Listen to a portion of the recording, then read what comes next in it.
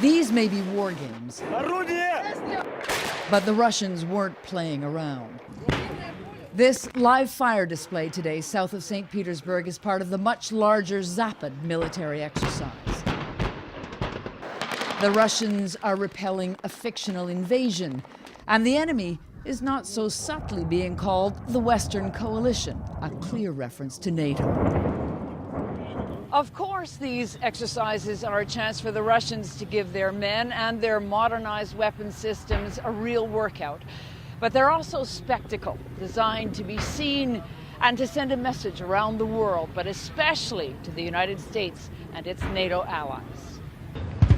The message says, don't mess with us.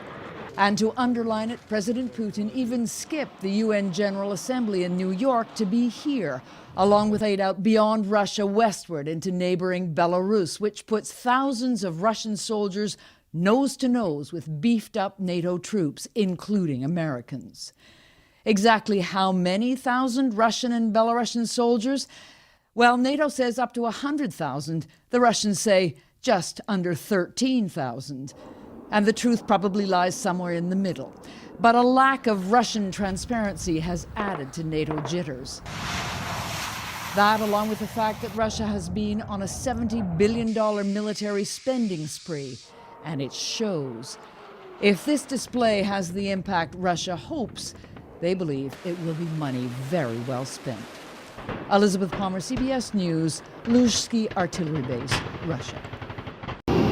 Russian fighter jets and ballistic missile systems capable of reaching Kyiv. This is Vladimir Putin's most recent show of force in allied Belarus.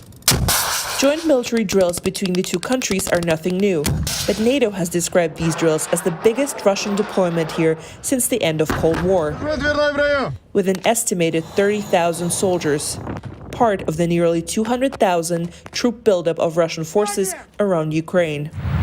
Russia claims it has pulled back some of its troops from the Ukrainian border, but there's little sign of de-escalation here.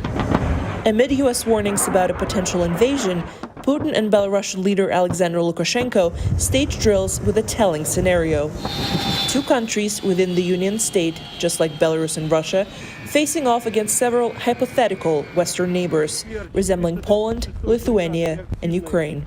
Both Moscow and Minsk saying that they will withdraw the troops and hardware from Belarus after they're done, but EU and US say they will believe it when they see it. If it makes sense to keep Russian troops here, we will keep them as long as necessary. This is our territory, and we will make